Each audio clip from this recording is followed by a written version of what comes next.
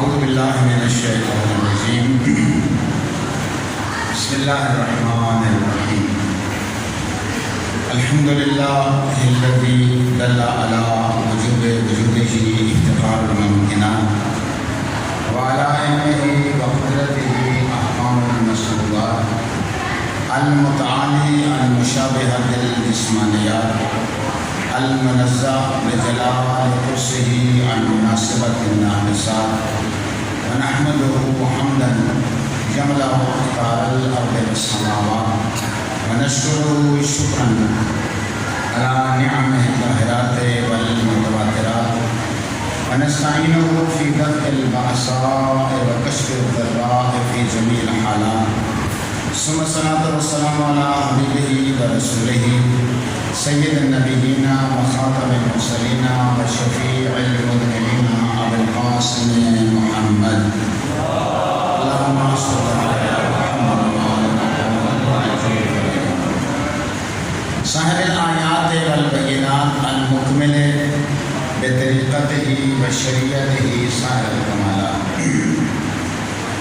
ثم الصلاۃ والسلام علی اہل بیتہ الذین اذهب الله عنهم الرجس وطهرهم من الزلات صلاة تتعاقب عليهم كتعاقب الغناء لا سيما على بقية الله في الأرضين والسماوات حجة ابن الحسن العسكري بعد محمد نبي درود السلام اللهم صل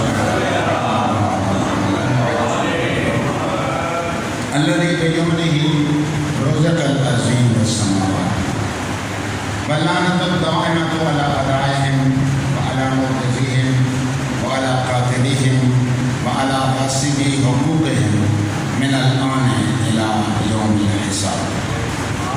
أما بعد فقد قال الله تبارك وتعالى في الكتاب وكتابه مجموع الآيات بسم الله الرحمن الرحيم وكأي من آية في السماوات والأرض يمرون عليها وهم عنها معرضون صلوات محمد وعلى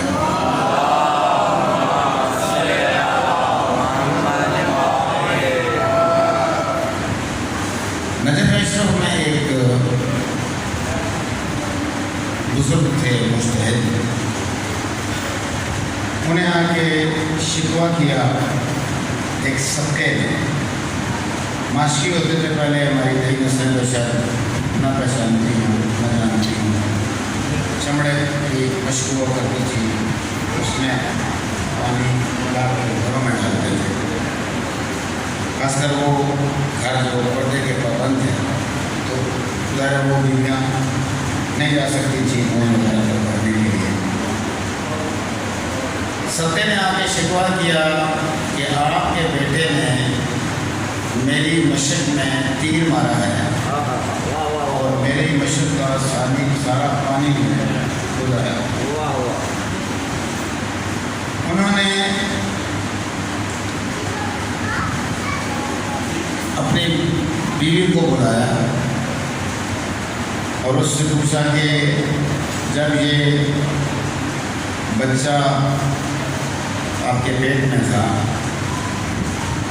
تو میں نے کوشش کی ہے کہ آپ کو کوئی حلال غذا کھلاؤں، لیکن بتائیں کوئی ایسی غذا تو نہیں آپ نے کھائی کہ جس کی وجہ سے بچے نے آج یہ حرکت کی.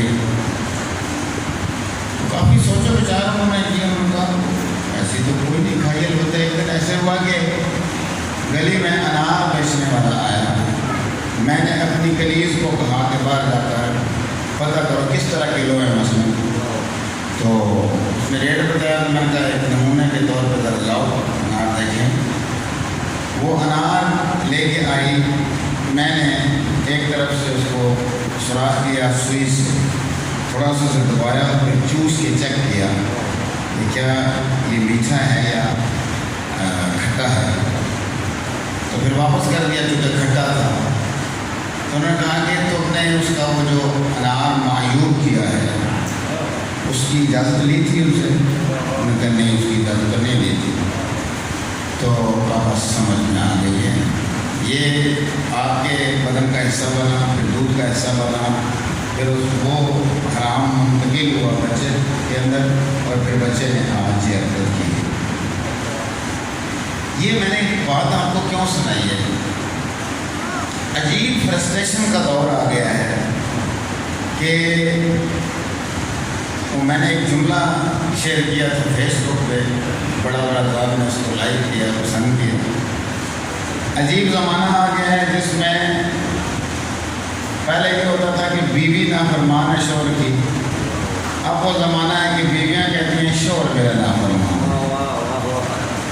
عجیب زمانہ ہے کہ پہلے بچے جو ہیں وہ نافرمان ہوا کرتے تھے، آج کل کے دور میں بچے کہتے ہیں کہ ہمارے والدین نافرمان ہو گئے، یعنی بالکل الٹ ہو گیا معاملہ۔ حیرت ہوتی ہے جب کوئی ہمیں یہ کہتا ہے، یہ بتاتا ہے، یقین نہیں آتا کہ کیا کوئی اولاد اپنے والدین کو مار سکتی ہے، ہاتھ اٹھا سکتی ہے؟ ہو رہا ہے ہر دوسرے چوتھے گھر میں ہو رہا ہے۔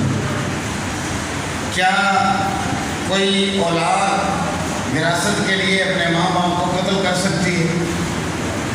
ہو رہا ہے آئے دن اخبار میں، آئے دن ٹی وی میں، برآمدہ کے ضرور کی علامات میں سے، خدا نہ کرے کہ ہم ان لوگوں میں سے ہوں۔ اچھا، یہ سارا کچھ جو ہے یہ سارا کچھ جو ہے، جو کچھ ہو رہا ہے، اس کی بنیادی وجہ کیا ہے؟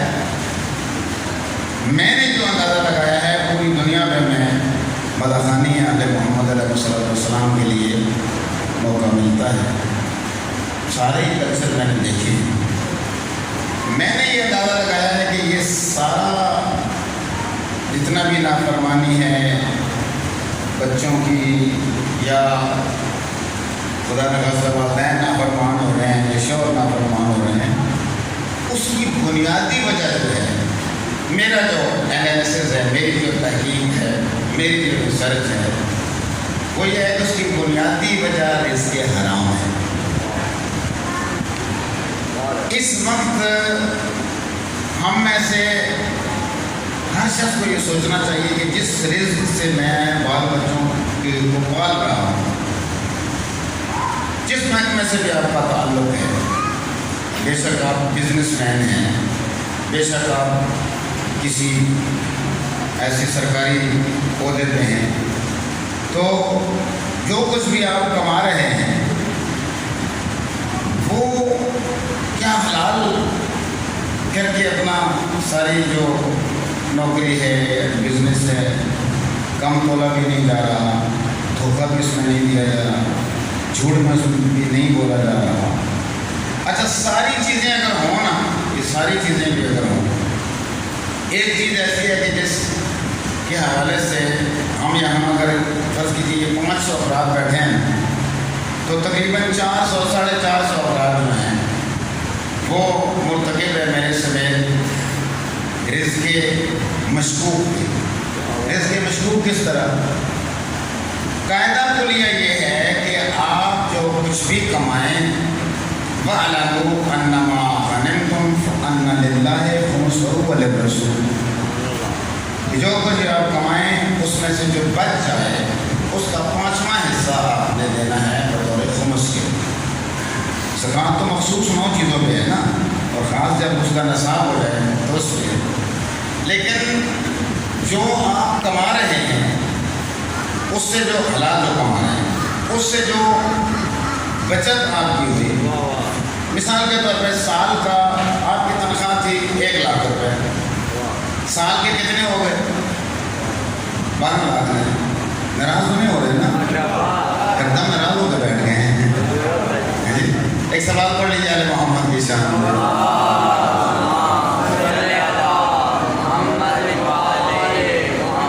بہترین موقع ہوتا ہے ماہ محرم میں، یہ فاطمہ کے لال کی شہادت کا فیض ہے کہ ہم تمام چیزیں یہاں پہ ڈسکس کریں گے۔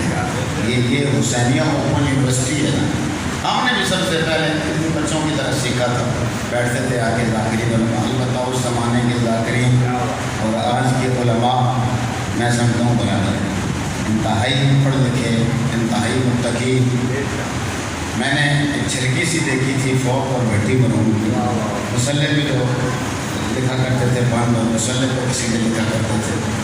تو یہ حسینیہ اوپن یونیورسٹی ہے، یہاں سے نہیں سیکھیں گے تو کہاں؟ بنیادی جو دین ہمارے بچے سیکھتے ہیں نا، اصول دین فروع دین، وہ اسی حسینیہ اوپن یونیورسٹی سے سیکھتے ہیں. 12 لاکھ مثال کے طور پہ آپ کی کل آمدن ہو گئی، اس 12 لاکھ میں سے آپ کا 10 لاکھ خرچ ہو گیا، 2 لاکھ آپ کے پاس بچ گیا. بے شک آپ نے اس سے کوئی پلاٹ خرید لیا ہے، بے شک آپ نے اس سے کوئی گاڑی خرید لی ہے اضافی، بے شک آپ نے ان کو انویسٹ کر دیا ہے، قومی بچت میں مثلا جمع کرا دیا ہے، کسی اور بینک میں. ایک بھی ذہن میں رکھیے گا کہ بینکوں میں جو آپ جمع کراتے ہیں اگر تعین کر کے جمع کرائیں گے تو وہ سود ہوگا، اور سود بھی حرام ہے، جنس کے ساتھ جنس کا تبادلہ حرام ہے. تو یہ 2 لاکھ بچ گیا. اب 1 لاکھ کا 5واں حصہ کتنا ہوتا ہے؟ 20,000. تو 2 لاکھ کا کتنا ہو گیا؟ 40,000 میں سے 2 حصے، ایک کہلاتا ہے سامع سادات اور ایک کہلاتا ہے سامع امام. سامع سادات ان مستحق سادات کا حصہ ہے جو سال بھر کا اپنا خرچ خود کسی بھی ذرائع آمدن سے پورا نہیں کر سکتے، جبکہ سامع امام جو ہے وہ بغیر مرضے کی جس کی آپ تقلید کرتے ہیں ان کی اجازت کے بغیر آپ کہیں خرچ نہیں کر سکتے. ہاں البتہ کہیں آپ چاہتے ہیں کسی مسجد میں، امام بارگاہ میں، استقامت میں، یا قیامہ کے رکاؤں میں، ہاسپٹل ہے، نلکا کھلوانا ہے، اس طرح کے جتنے ہیں تو پھر آپ اپنے مرضی سے اجازت لے لیجیے اور اس طرح آپ کو کرا سکتے ہیں. یہ ساری تمہید میں نے آپ کی خدمت میں اس لیے عرض کی ہے کہ ہم دعا کرنا چاہ رہے ہیں ان تمام احباب حضرات کے لیے. سب سے پہلے تو کم لطفی ہوگی کہ اگر میں دعا نہ کروں ان تمام معاونین کے لیے کہ جو خمس زکوٰۃ کے پابند ہیں اور ہمارے ادارے جامعہ معصومین کے جو 3 ڈپارٹمنٹ ہیں، یتیم بچوں کا ہاسٹل ہے، ان کو اسکول کی تعلیم کے لیے، کالج کی تعلیم کے لیے، یا جو فنی تعلیم ہے اس کے لیے.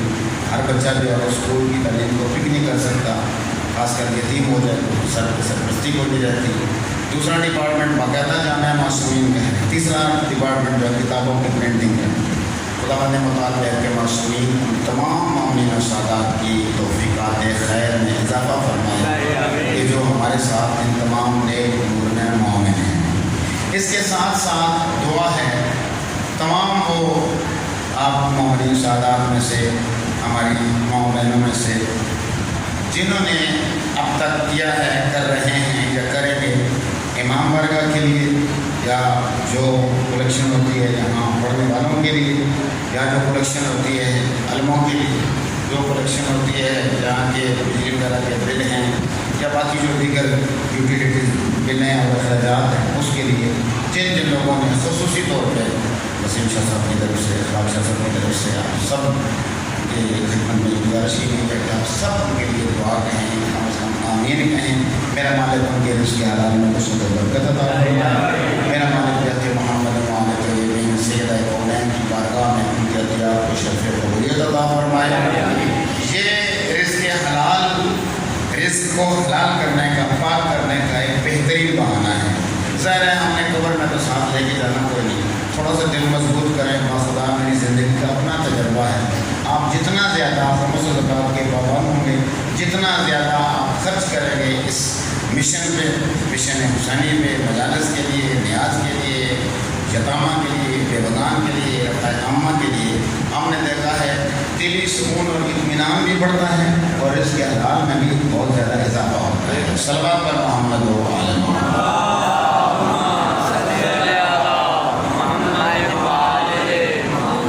گفتگو شروع کرتے ہیں جناب. جو موضوع ہے ہمارا کہ وَكَأَيٍّ مِّنْ آیَةٍ فِي السَّمَاوَاتِ وَالْأَرْضِ يَمُرُّونَ عَلَيْهَا وَهُمْ عَنْهَا مُعْرِضُونَ. بہت ساری زمینوں آسمانوں میں اللہ تعالیٰ کی ایسی آیات ہیں جن سے گزر جاتے ہیں مگر ان پہ غور و فکر نہیں کرتے. ہم ان آیات کے حوالے سے سب سے پہلے تو ہم نے قرآن مجید سے تلاش کیا کہ وہ کتنی لفظ آیا کن کن چیزوں کے بارے میں استعمال ہوا۔ 14 آیات آپ کی خدمت میں پڑھی تھی۔ ان میں سے سب سے بڑی آیت کون سی ہے؟ لِنُرِيَهُ مِنْ آیَاتِنَا الْكُبْرَى، ہم نے نبی کریم کو بلایا تھا عرش پہ تاکہ ہم آیت کبریٰ، آیت اللہ العظمیٰ جو ہے وہ دکھائیں کو۔ وہ کیوں آیت اللہ العظمیٰ ہے؟ اس لیے کہ علی ابن ابی طالب نہ صرف رب ذوالجلال کے صفات کے مظہر ہیں بلکہ خود نبی کریم کی بھی پہچان کراتے ہیں۔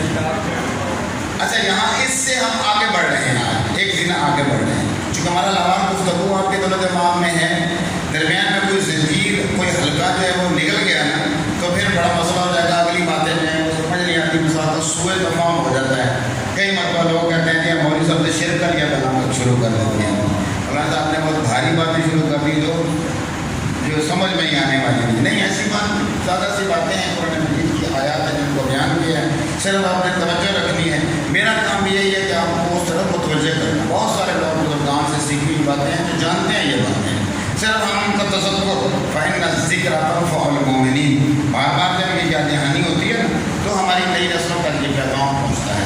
ان بلکہ یہاں 100 بچے بیٹھے ہیں، ان میں سے اگر 10-20 بھی جو ہیں وہ دل و دماغ میں وہ بات بٹھا لیتے ہیں تو ہماری آپ کی محنت جو ہے وہ سوال کی سوال پر محمد والے محمد۔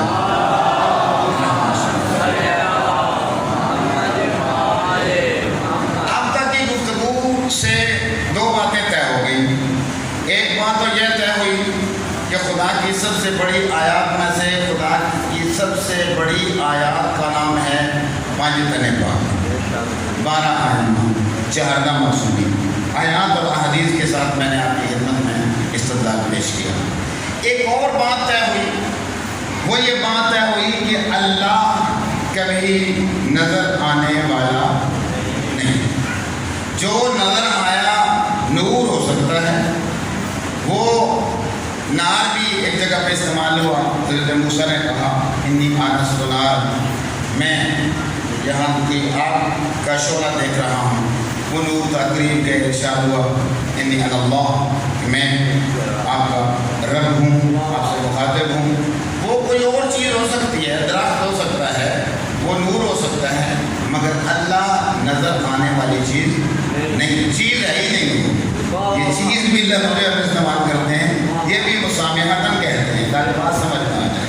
اس سے اگلی گفتگو آج سے شروع کرتے ہیں۔ اللہ نہ دنیا میں نظر آنے والی چیز ہے، نہ دنیا میں نظر آ سکتا ہے، نہ نظر آیا ہے، نہ آخرت میں نظر آئے گا۔ کے بعد میں نے کیا جملہ کہا؟ دنیا میں بھی نظر آنے والی چیز نہیں ہے، وہ تجلی ہو سکتی ہے، وہ اس کے خاص انوار ہو سکتے ہیں جو اس نے خاص طور پہ خلق کیے ہیں تعارف کے لیے، پہچان کے لیے اپنی، وہ انوار ہو سکتے ہیں، مگر خود خدا نہیں ہو سکتا۔ ہم نعوذ باللہ اس بات کے قطعاً قائل نہیں ہیں کہ قیامت والے بھائی خدا دنیا میں تو نظر نہیں آیا، لیکن قیامت والے دن خدا نے کہا جی اس کی قائل نہیں ہے کہ قیامت والے دن۔ ہاں، میرے صاحب مطالعہ بزرگ یہ بات جانتے ہیں، ہم اپنے بچوں کے لیے بات بتا رہا ہوں۔ بعض روایات میں بعض بھائیوں نے یہ بات لکھی ہے کہ قیامت والے دن اللہ کرسی میں بیٹھا ہوگا، یا جو ہے وہ دلے کی کوئی خدا پہنا ہوا ہوگا اس میں، یا کوئی کوسی کو اپنے سوٹ پہنا ہوگا، نعوذ باللہ من ذالک، آشا اللہ۔ اس کا پتہ ساق و بے ساق سے پتہ نہیں کیا کیا چیزیں جو ہیں وہ اس سے نکال کے ان کو اسرائیلیات کہا ہے ہمارے علماء معصومین نے، کہ ایسی باتیں جو خدا کے شان نشان نہیں ہیں ان کی طرف نسبت دینا، یہ گھڑ کے یہود و نصارہ نے ایسی روایات ہمارے اندر داخل کر دی ہیں، ورنہ ایسی بات نہیں۔ اچھا جی، آپ جو سوال جہاں اگلا زینہ جو ہم بڑھا رہے ہیں وہ یہ ہے کہ آپ کہتے ہیں کہ دنیا میں بھی نظر آنے والی چیز نہیں ہے، اللہ جو نظر آیا وہ تجلی تھی، وہ نور تھا، محمد علیہ محمد کے انوار تھے، کچھ تھا، کہتے یہ طے ہے ہر مسلک کے نزدیک کہ دنیا میں اللہ نظر نہیں آ سکتا۔ وہ اس کو اس کے آثار سے پہچانا جا سکتا ہے۔ اثرات جب دیکھیں گے، جب کسی نے مولا کائنات سے پوچھا تھا مولا کیا آپ نے خدا دیکھا ہے، تو آپ نے فرمایا علی ابن ابی طالب نے اس خدا کی عبادت ہی نہیں کی جس کو دیکھا نہیں ہے۔ آپ کہیں گے یہ بات ہے مولانا صاحب، ایک طرف سے آپ کہہ رہے ہیں تو خدا نظر نہیں آ سکتا، دوسری طرف سے آپ کہہ رہے ہیں مولا کائنات نے یہ ارشاد فرمایا۔ آپ نے فرمایا ایک ظاہری آنکھوں سے دکھائی دینے والا نہیں ہے، بلکہ میں نے اسے دیکھا ہے بصیرت کی آنکھوں سے۔ اچھا بہت ساری چیزیں ایسی ہیں کہ جو موجود ہیں مگر نظر نہیں آتی، اللہ نے دنیا میں ان کی مثالیں بیان کی ہیں نا بات واضح کرنے کے لیے۔ ایک جگہ پہ ایک مولوی صاحب سبق پڑھا رہے تھے، یہ زمانہ ہے بنو عباس کا، اور مولوی صاحب جو سبق پڑھا رہے تھے وہ اپنے طلباء کو کہتے ہیں کہ مجھے حضرت امام جعفر صادق اللہم صلی اللہ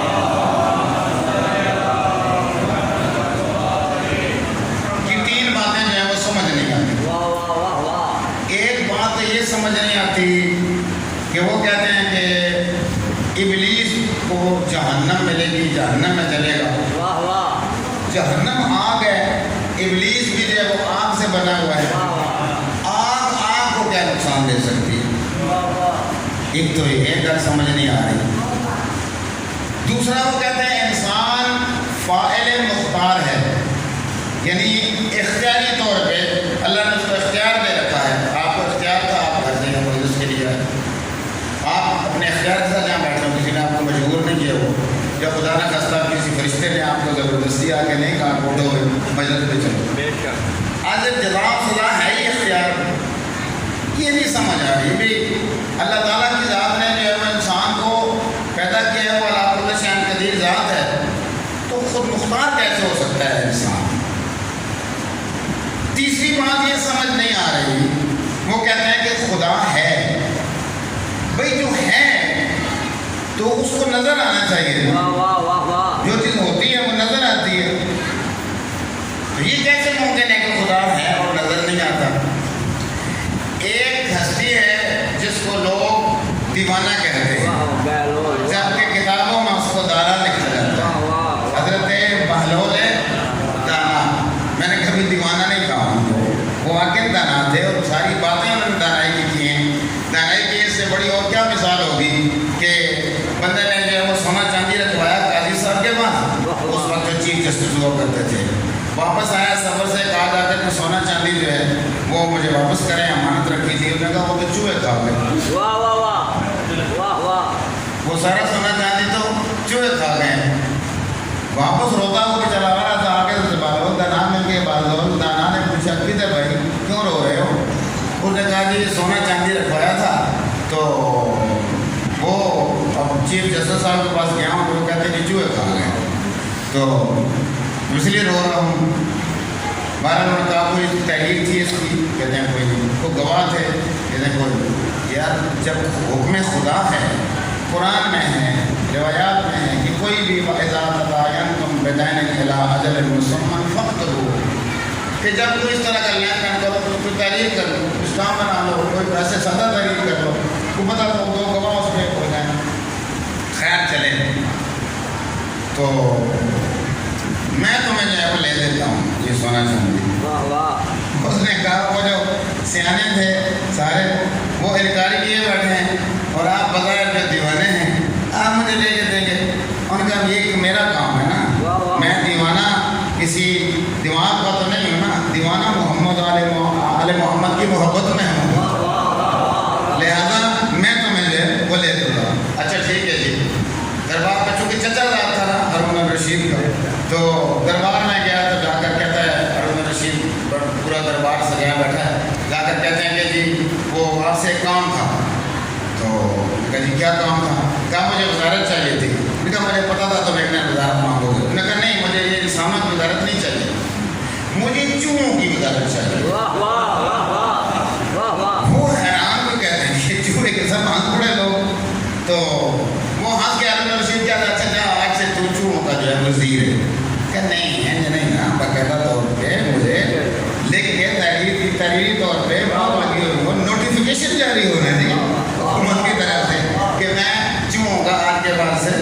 وزیر ہو گیا ہوں. اچھا ٹھیک ہے. انہوں نے وہ نوٹیفیکیشن لکھ کے دیا اور کہا کہ آپ کے بعد سے حضرت بہلول داناب ہیں وہ کیوں ہوں گے وزیر ہیں. باہر نکلے, اس بندے کو کہا جہاں سے رہے کئی تک بیلچا لے گیا. وہ جا بیلچا لے آیا تو 4 بندے بھی نہ لے آیا, 4 بندے بھی لے آئے. اتنے میں وہ جو چیف جسٹس صاحب کی رہائش تھی نا, اس کے باہر کھڑل کی آواز شروع ہوئی, وجہ سے کھدائی کر رہا ہے. اس نے کہا باہر آپ نے بھیجا اپنے سیکورٹی گارڈ کو, دیکھو یہ کیا ہو رہا ہے. انہوں نے کہا جی تھوڑے مال کے باہر کھدائی ہو رہی ہے. تو کہا کیوں کھدائی ہو رہی ہے ہمارے مال کے باہر؟ تو باہر آپ سیکورٹی گارڈ نے کہا کیا کر رہے ہو بھائی دیوانے نعوذ باللہ کہ ہماری کھدائی کر رہے ہیں. انہوں نے کہا دراصل جو چیف جسٹس صاحب ہیں نا, ان کے جو چوہے ہیں وہ اس بندے کا سونا چاندی کھا گئے ہیں, اور میں ہوں چوہوں کا وزیر, نوٹیفیکیشن لکھا ہے تو میں کھدائی کر کے چوہوں کی گرفتاری کے لیے آیا ہوں. اس نے کہا بھائی ہمارے مال کے پیچھے نہ پڑو, مہربانی فرماؤ جس کا سونا چاندی ہے وہ ہم دے دیتے ہیں, تو بھی اس کی کھدائی نہ کرو. اب بتائیں کیا دیوانہ ایسی باتیں کرتا ہے؟ صلوات پر محمد والے محمد.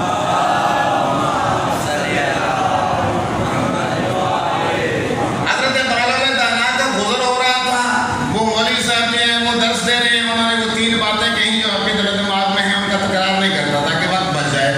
اب حضرت بہلول داناب نے ایک مٹی کا ڈھیلا اٹھایا, زور سے دے کے مارا, اس کے سر پہ جا کے لگا. وہ شور مچ گیا, اس کو زخم ہو گیا اور خون بہنے لگا. پکڑ لیا حضرت بہلول کو, انہوں نے جا کے لے کے گئے قاضی کے پاس کے, دیکھیں جس نے ہمارے مولوی صاحب کو جو ہے یہ زخمی کر دیا ہے. حضرت بہلول نے کہا کہ جی پہلی بات تو یہ ہے کہ یہ حیا کر رہا ہے, کیوں کر رہا ہے؟ ان کا جی حیا اس لیے کر رہا ہے کہ اس کو درد ہوا ہے. انہوں نے کہا جی کمال ہے, درد کدھر ہے؟ درد نظر کیوں نہیں آ رہا؟ اس نے کہا تھا نہیں کیسے ہو سکتا ہے کہ چیز ہو اور نظر نہ آئے. اس کا مطلب یہ ہے کہ یا تو اس کا درد ہے ہی نہیں, یا یہ ماننا پڑے گا کہ ضروری نہیں کہ ہر وہ چیز جو ہو وہ نظر بھی آئے. لہذا پہلی بات تو یہ مسئلہ یہ حل ہوا. دوسرا یہ کہ میں نے اس کو کیا مارا ہے؟ مٹی کا ڈھیلا ڈھیم آتے ہیں نا, پنڈی والے سے ڈھیم ماری ایک. ہاں جی, تو یہ کس سے بنے ہوئے ہیں؟ حضرت حنیفہ صاحب کہا جی مٹی سے بنے ہوئے ہیں. تو آپ کہتے ہیں آگ کو آگ نقصان نہیں دے سکتی, تو مٹی کو مٹی کیا نقصان دے سکتی ہے؟ لہذا یہ ایک دوسرا مسئلہ حل ہو گیا کہ مٹی کو مٹی, آگ کو آگ نقصان دے سکتی ہے. رہ گیا تیسرا مسئلہ. اس نے کہا نہیں انسان مجبور ہے. انسان حضرت چھٹے معصوم نے جو فرمایا ہے کہ فاعل مختار ہوتا ہے, نہیں فاعل مختار نہیں ہے, مجبور ہے. جو کوئی بھی اس سے کراتا ہے نعوذ باللہ, کون کراتا ہے؟ خدا کراتا ہے. تو میں نے کہا یہ ڈھیلا مارا ہے, یہ تو خدا نے مجھ سے کروایا, جا کے خدا سے پوچھے جی جا کے.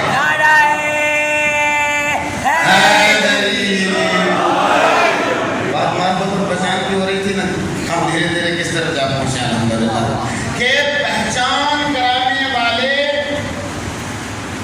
دنیا میں سب سے بڑی ہستیاں محمد والے محمد. انہوں نے یہ بات بتائی کہ یہ وحی کے ذریعے ہم پہ یہ آیات اتنی ہیں, لن ترانی, کبھی بھی نہیں دیکھ سکتے آپ, نہ دنیا میں بھی نہ آخرت میں بھی. نہ دنیا میں دیکھ سکتے ہیں, نہ اللہ تعالیٰ کو آخرت میں دیکھ سکتے ہیں. اچھا ٹھیک ہے جی, دنیا میں بھی نہیں دیکھ سکتے, چلو دنیا میں تو جو سلسلہ ہے وہ چل رہا ہے. آخرت میں ذرا خود کو سنبھالیے گا, آخرت میں خدا نظر نہیں آئے گا. حضرت آدم سے لے کر حضرت خاتم تک, حضرت خاتم سے لے کر اب تک, اب سے لے کر تا قیامت تک اتنی مخلوق آئی ہے, ان سب کا حساب کون لے گا؟ ہے نا بھائی, سوچنے کی بات ہے کہ نہیں ہے؟ اب ہم توحید سے, رسالت سے, امامت سے ہوتے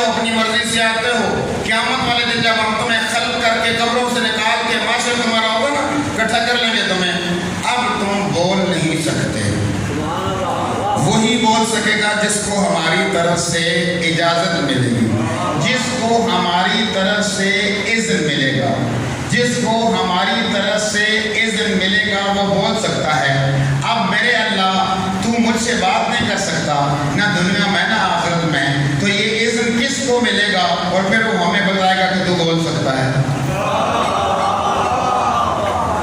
میں اپنی طرف سے نہیں کہہ رہا، سورہ آراف ہے اس میں جا کے پڑھیے، آراف کا لفظی معنی کیا ہے؟ کنارہ، کنارہ، جنت ایک طرف دوزخ ایک طرف، جنت اور دوزخ کے درمیانی حصے کو کہتے ہیں آراف، کنارے کو۔ وہاں اذن مؤذن، وہاں ایک مؤذن اذان دے گا، ایک مؤذن بولے گا لوگوں کیا جو کچھ بھی ہم نے جو کچھ تمہیں بتایا تھا کیا تم نے حق پایا یا نہیں؟ برحق پایا؟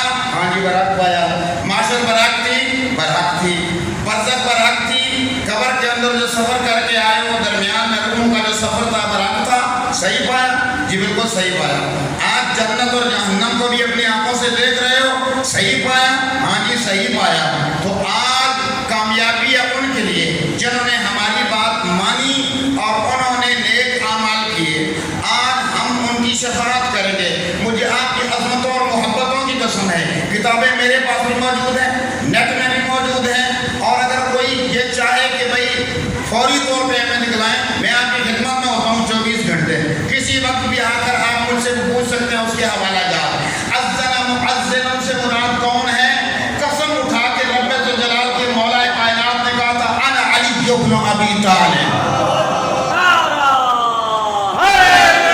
حدیث تو آپ نے سنی ہوئی ہے نا، انا قسیم النار والجنہ، کہ جنت اور دوزخ کی تقسیم کرنے والا میں ہوں۔ یہ حدیث تو آپ نے سنی ہوئی ہے نا کہ جب تک مولا کائنات کسی کو ٹکٹ نہیں دیں گے تب تک کوئی پولیس رات عبور نہیں کر سکتا۔ یہ تو طے ہے نا بات۔ اب یہ تیسری بات ساتھ میں لا دیں، اذن مؤذن، گویا دنیا میں بھی جملہ کہہ رہا ہوں اور یہ جملہ خلاصہ ہے میری تمام گفتگو کا، گویا دنیا میں بھی صاحبان اختیار کا نام ہے محمد و آل محمد، اور روز محشر بھی محمد و آل محمد ہی وہ اختیار رکھتے ہیں جنت اور دوزخ کا۔ صلوات پر محمد و آل محمد۔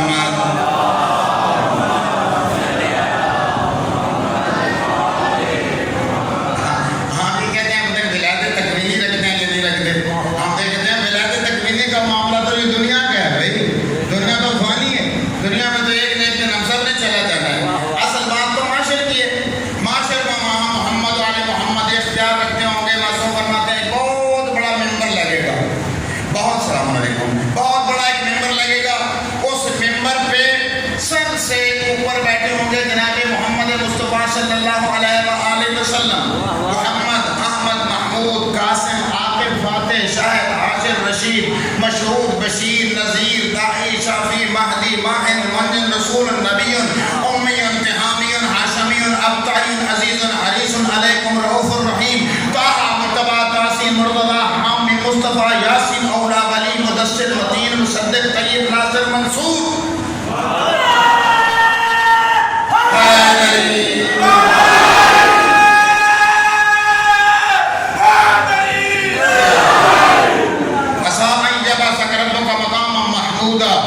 ہم مقام محمود پہ فائز کر کے عملی طور پہ لوگوں کو بتائیں گے یہ ہے میرا محمد۔ آج دیکھو اختیارات محمد و آل محمد کے، دنیا میں انکار کرتے تھے نا، آج نہیں کر سکتے۔ آج محمد و آل محمد کے اختیارات سے تم انکار کر ہی نہیں سکتے۔ سب سے اونچے ممبر پہ بیٹھے ہوں گے جناب محمد مصطفیٰ، ساتھ ہی کرسی لگی ہوگی جناب علی ابن ابی طالب، امیر المومنین، باب علوم، تاج اولیاء، ثابت قدم، جامع قرآن، حامل لوائے ہم، خابر دو جہاں، داخل بلایا، ذاکر لب کبریا، راکب دو شفا نمبر، زینت مسجد ممبر، ساقی کوثر، شیر خدا، حکیمی صدیق اکبر، ضامن روز جزا، طاہر اطہر، ظاہر اظہر، عالی قدر، غضب فر، حتیقی فاروق اعظم، قسیم النار والجنہ، لائق ممبر، موجز نمان، ناصر دین، ولی امت، ناصر امت، ید اللہ، عین اللہ، وجہ اللہ۔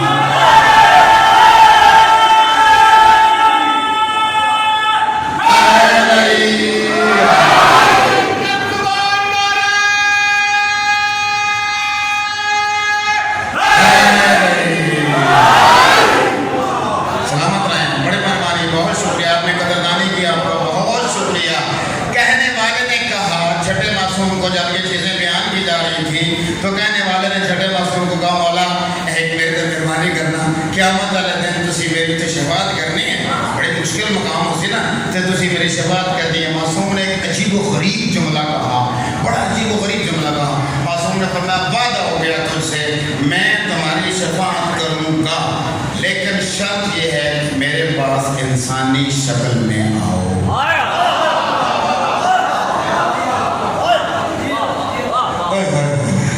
شرط یہ ہے کہ میرے پاس قیامت والے تم جتنا انسان عمل کر رہا ہے نا فلم صرف نہیں بن رہی صرف فلم نہیں بن رہی مجسم ان اعمال کو جسم مل رہا ہے وَمَن يَعْمَلْ مِثْقَالَ ذَرَّةٍ خَيْرًا يَرَهُ جس میں ذرہ برابر بھی یہاں نیکی کی ہوگی نا اس نیکی کو بھی جسم ملے گا آپ بسم اللہ پڑھتے ہیں اس کا ایک جسم بن جاتا ہے آپ سبحان ربی الاعلیٰ و بحمدہ پڑھتے ہیں جسم بن جاتا ہے گویا آپ اپنے اعمال کے خود خالق ہیں یہ اللہ کی فطرت اللہ کا وعدہ ہے آیت الکرسی پڑھتے ہیں جسم بن گیا آپ نماز پڑھتے ہیں جسم بن گیا قیامت والے دن وہ مجسم آپ کے سامنے آ جائیں گے ہر چیز وہ اصلی شکل و صورت وہی ہوگی جو ہم نے بلڈنگ بنائی ہوگی اپنے اعمال سے معصوم فرماتے ہیں خبردار کسی کو گالی مت دینا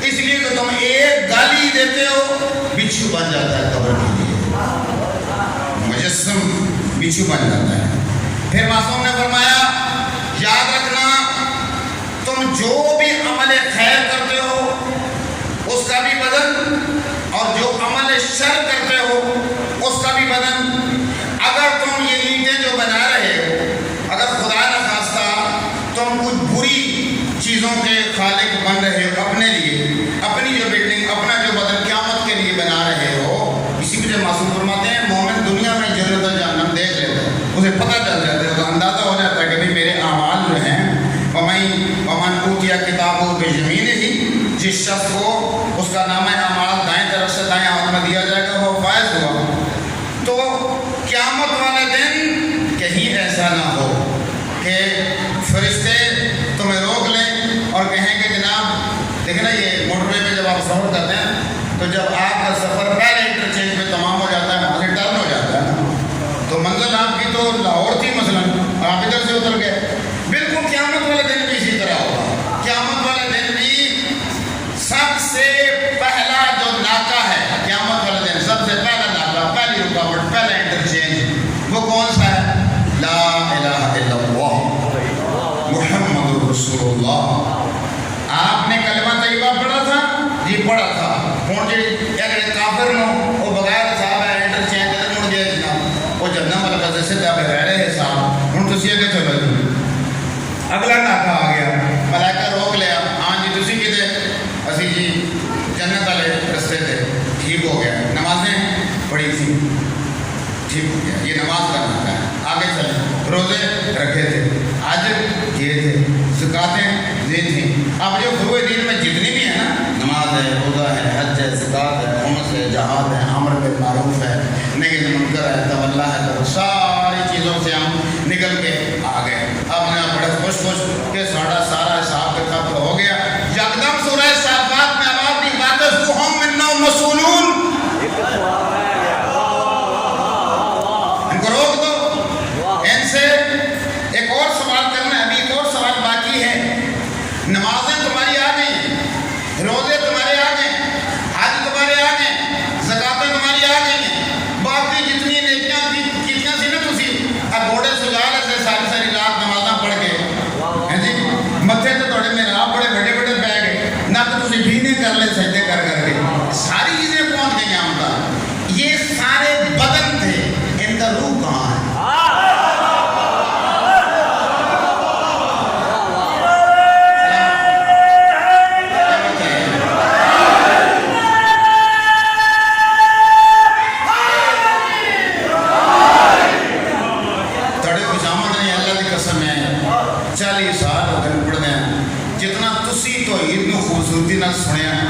جتنا تسی قیامت کو خوبصورتی نہ سن رہے ہر دن تک میں کوئی ایسا مجمع نہیں دیکھا اللہ تعالیٰ سلامت رکھے روح کہاں یہ سارے بدن ہے بھائی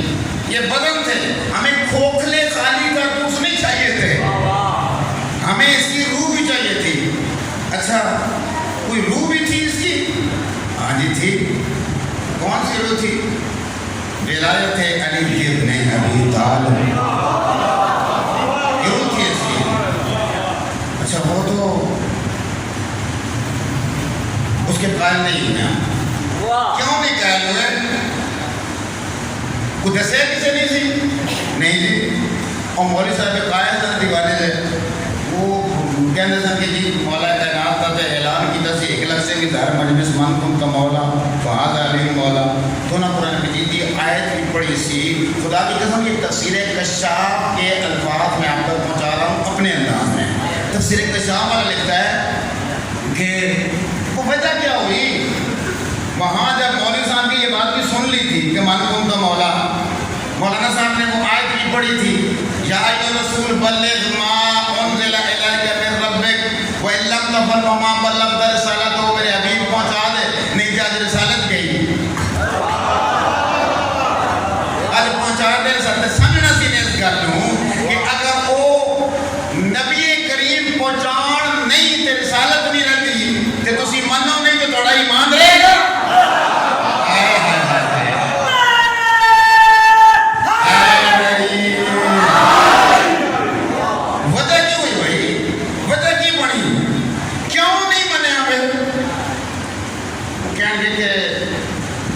دراصل تفسیر کشاف والے نے لکھا، دراصل معاملہ روٹیاں کا سی۔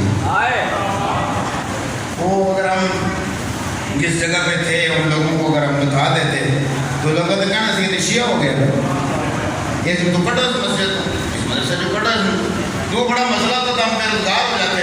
کہا بے روزگار ہونا تم نے پسند نہیں کیا نا، اب خدا کی قسم یہ مستند حدیث ہے جو شیعہ اور سنی تمام نے اپنی کتابوں میں لکھی کہ اگر کوئی شخص اتنی نمازیں پڑھے کہ ساری رات مصلی پہ کھڑا رہتا ہو، اتنے روزے رکھے گرمیوں کے کہ پورے سال میں کسی ایک دن بھی وہ افطار نہ کرتا ہو، اس نے حج ساری زندگی پیدل کیے ہوں، اس نے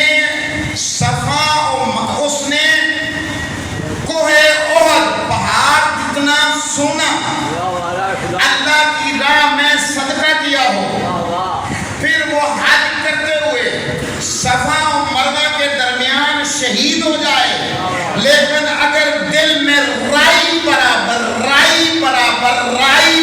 بھی علی ابن ابی طالب کا بغض ہے، اللہ تعالیٰ کو اس بات کی کوئی پرواہ نہیں کہ اسے جہنم کے کس درجے میں پھینک دے۔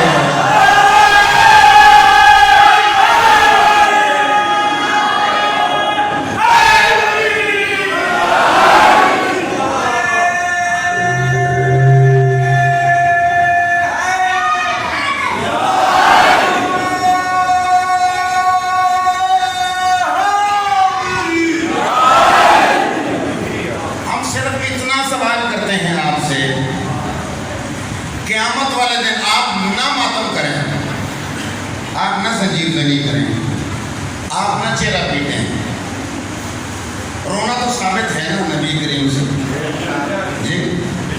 اچھا چلیں،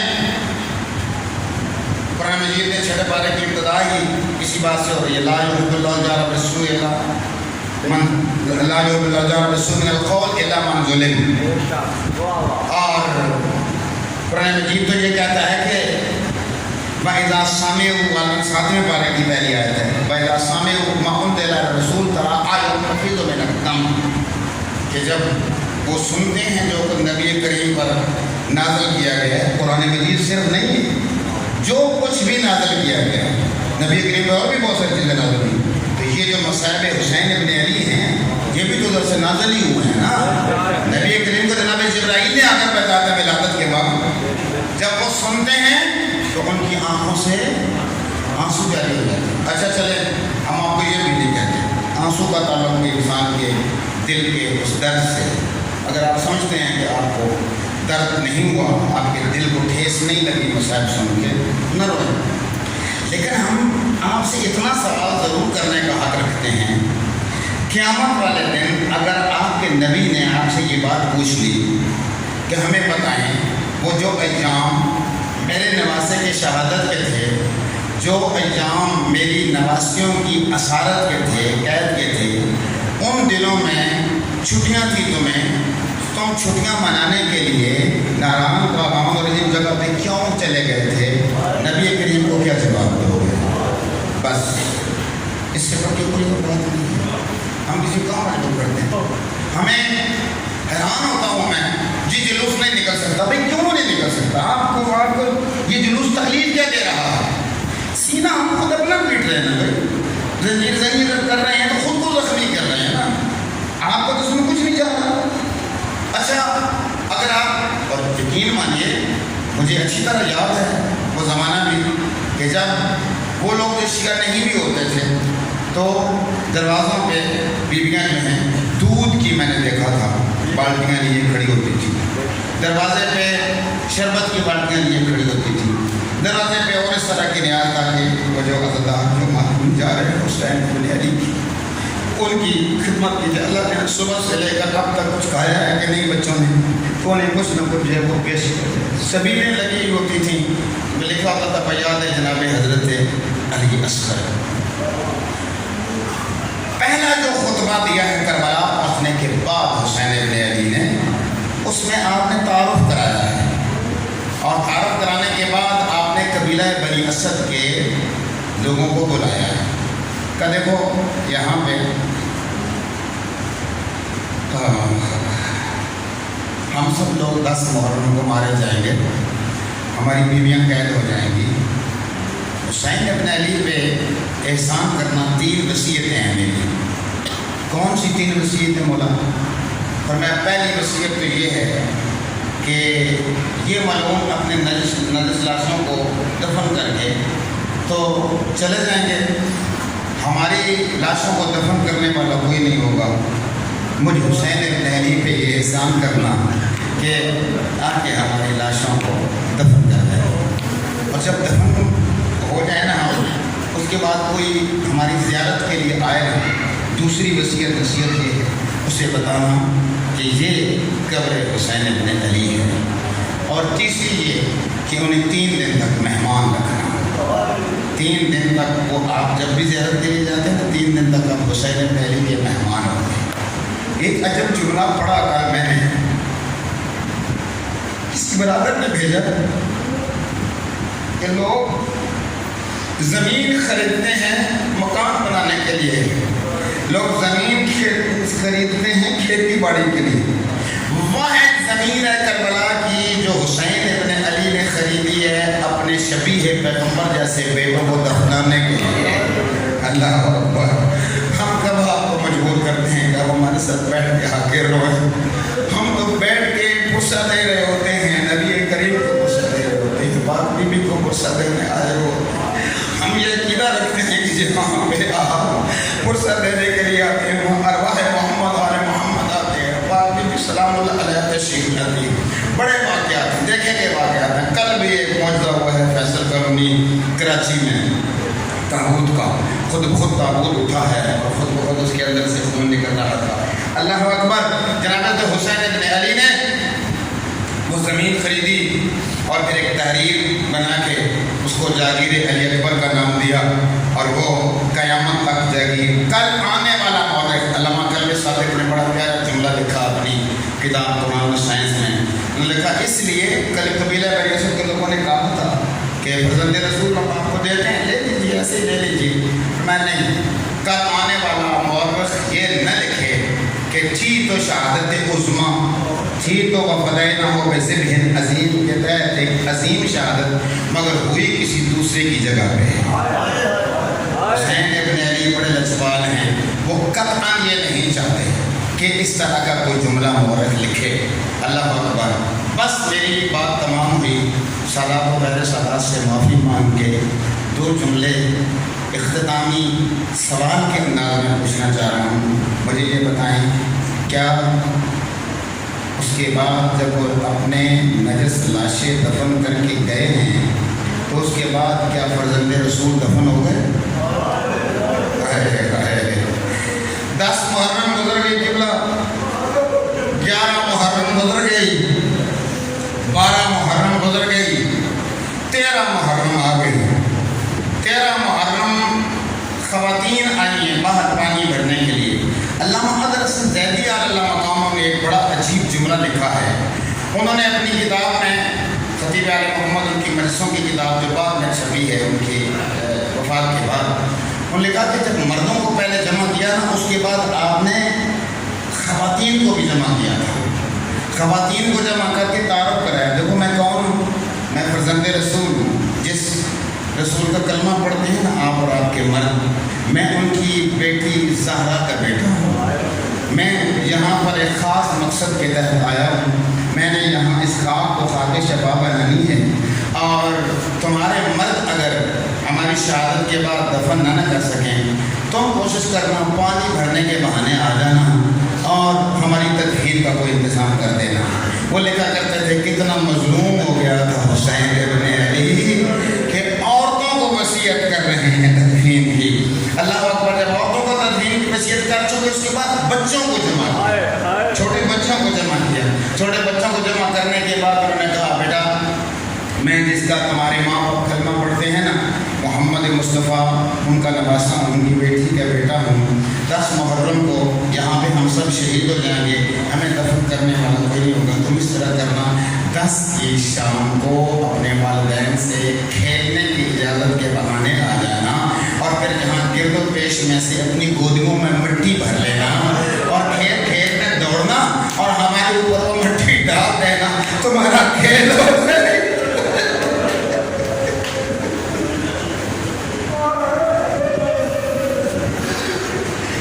تمہارا کھیل ہو جائے گا، مظلوم کربلا دفن ہو جائے گا۔ مجھے حساب سے بتائیے 10 کو دفن ہو گیا مظلوم کربلا؟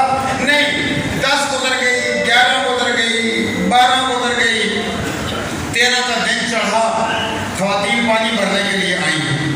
دیکھیے ایسی لاشیں ہیں کہ جن سے خوشبو آ رہی ہے، جن سے لوس آتے ہیں، یاد آئی وہ وصیت، فوراً واپس گئیں، جا کے اپنے مردوں کو کہا تمہاری غیرت کدھر گئی ہے؟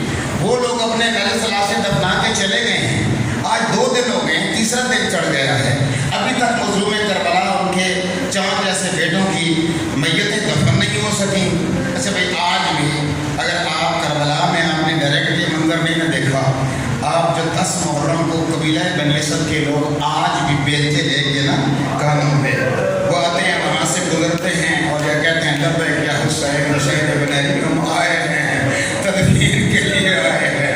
اللہ اکبر، دیکھیے گا آج اس دفعہ بھی دیکھیں گے اگر آپ وہاں اجازت ملی تو آج ان کے لیے ایک خاص راہ چھوڑ دیا جاتا ہے قبیلہ بنی اسد کے لوگوں کے لیے۔ قبیلہ بنی اسد کے لوگ آ گئے ہیں، قبیلہ بنی اسد کے لوگوں نے اب تدفین کے لیے، اچھا میں یہاں ضمن ایک اور بات عرض کرتا چلوں، میری گفتگو ختم ہو گئی، بس مجھے 2 منٹ اور دے دیجیے تاکہ میں اختتام پذیر کروں اپنی گفتگو کو۔ یہاں پہ میں عرض کروں آپ کی خدمت میں کہ کربلا کے شہداء کی کل تعداد کتنی ہے؟ جی شاہ جی آپ خود بھی ذمہ ہیں، جو گنج شہیداں پہ اوپر نام لکھے ہوئے ہیں نا 120 گنج شہیداں کے اوپر جو نام 72 آپ کے خاص جو ہیں وہ انصار تھے، جو آپ نے فوج جو ترتیب دی تھی وہ 72 تھے۔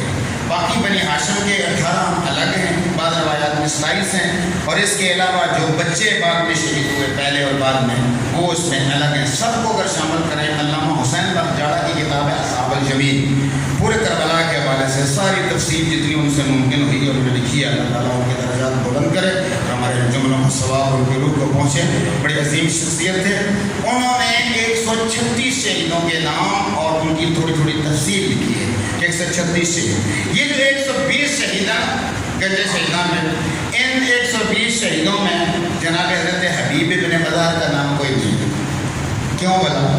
وہ جس طریقے سے کسی کا کوئی نوکر جو ہے دروازے پہ بیٹھا ہوتا ہے نا، جو زمار گئے پہ تصدیق کرائیے گا، جب آپ ان میں داخل ہوتے ہیں کمرے سے سب سے پہلی قبر جو ہے وہ پہلے آتی ہے حبیب ابن مظاہر کی۔ جیسے دروازے پہ بیٹھے بھی آپ پوچھ رہے ہو کس سے ملنا چاہتے ہو، ہم تعارف کرائیں گے تمہیں کہ حسین ابن علی کون ہے۔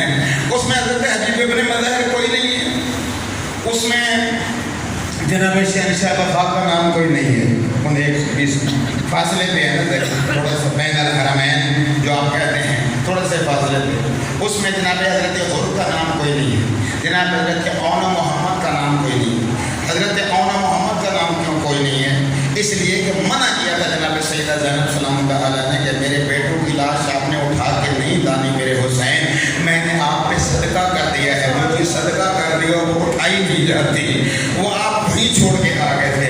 اب قبیلہ بنی اسد کے لوگ آئے، بس 2 منٹ مجھے اور دے دیجیے، قبیلہ بنی اسد کے لوگ آئے ہیں اور آ کر ان کے لیے بڑا مسئلہ بن گیا کہ خود حسین ابن علی نے گنج سیدنا میں بالکل ہیروں کی طرح یہ ایک ایک کر کے لاش ایک ساتھ رکھی تھی، 120 لاشیں ایک ساتھ رکھی تھیں، 120 لاشیں ہیں مگر قبر ایک ہے۔ میں بڑی جلدی سے جملہ کہہ گیا ہوں، 120 میت ہیں مگر قبر جو ہے وہ ایک ہے، 120 کی اجتماعی قبر ہے یہ، جسے گنج شہیدہ کہا جاتا ہے، چونکہ خود حسین ابن علی علیہ السلام نے ان کو اسی ترتیب کے ساتھ رکھا تھا۔ باقی جو لاش جہاں جہاں پہ تھی حسین ابن علی نے وہی رہنے دی۔ میں جو جملہ آپ کی خدمت میں عرض کرنا چاہ رہا تھا، قبیلہ بنی اسد کے لوگ آئے ہیں، اب وہ چاہ رہے ہیں دفن کریں، مگر ان کے لیے بڑا مسئلہ بن گیا ہے۔ مسئلہ کیا بن گیا ہے؟ مسئلہ ان کے لیے یہ بن گیا ہے کہ سر تو دھڑ کے ساتھ موجود کوئی نہیں ہے، اب کس کی لاش پہچانے کیسے ہوگی، یہ کس کی لاش ہے؟ اللہ اکبر، یہی بات سوچ رہے ہیں کہ ایک مرتبہ ایک گھڑ سوار آتا نمودار ہوا، معجزۂ امامت کے ساتھ جناب سید الساجدین تمام مصطفیٰ والے کی بھی روایت ہے اور باقی بھی بہت ساری مستند روایتوں میں یہ روایت ہے کہ سید الساجدین وہاں ایک سوار آتا ہوا دکھائی دیا، وہ سوار قریب آیا اور اس نے کہا، پہلے انہوں نے یہ سمجھا کہ شاید کوئی ان لوگوں میں سے کوئی واپس آ رہا ہے، کچھ لوگوں نے کہا کہ یہاں سے بھاگ چلتے ہیں، کہا نہیں اب نہ بھاگو، اب جو کچھ ہو چکا وہ تو ہو چکا، اب تم میت کے دفنانے کی وجہ سے بھی ڈرتے ہو۔ ایک مرتبہ سوار قریب آیا، سوار نے آ کے پوچھا سلام کے بعد، کیوں پریشان ہیں آپ لوگ؟ کہا ہم ان لاشوں کو دفن کرنا چاہ رہے ہیں مگر ہمیں ان لاشوں کی پہچان نہیں ہے۔ کہا میں تمہیں پہچان کرا کے دیتا ہوں، میں تمہیں بتاتا جاتا ہوں اور تم ان کو دفن کرتے جانا۔ اللہ اکبر، بڑے ہمت اور حوصلے کے ساتھ یہ 2 منٹ کی میری یہ مسائل کی یہ روایت ہے، یہ سن لیجیے، میں نے ختم کی اپنی گفتگو۔ اللہ اکبر، میں تمہیں بتاتا جاتا ہوں اور تم تدفین کرتے جانا، اور قبر کے اوپر لکھتے جاتے تھے خود جناب سید الساجدین، ھذا قبر امی، یہ میرے چچا وفادار چچا کی قبر ہے عباس علمدار کی، یہ قبر میرے بابا کے، کوشش کرتا ہوں کہ روایات آپ تک پہنچاؤں۔ مسئلہ یہ بن گیا ہے کہ اب حسین ابن علی کا مسئلہ صرف سر کا نہیں، صرف سر کا نہیں، پہلے تو مظلوم کربلا کو ٹکڑے ٹکڑے کر دیا گیا ہے، اس کے بعد اوپر گھوڑے دوڑا دیے گئے ہیں، اب حسین ابن علی کی لاش بھی تو پہچانی نہیں جا رہی نا، لاش بھی تو ٹکڑے ٹکڑے ہیں، کوئی ٹکڑا جناب سید الساجدین نے وہاں سے چنا، بابا کا ٹکڑا چنا، امام بہتر جانتا ہے، بیٹا بہتر جانتا ہے، حسین ابن علی کا بیٹا ہے، سید الساجدین ہے، کوئی ٹکڑا وہاں سے چنا، کوئی ٹکڑا وہاں سے چنا، قبر کے اندر ایک چٹائی بچھائی، چٹائی بچھانے کے بعد لاش کو بنانا شروع کیا، لاش کو بنانا شروع کیا، پاؤں کی طرف سے بنانا شروع کیا۔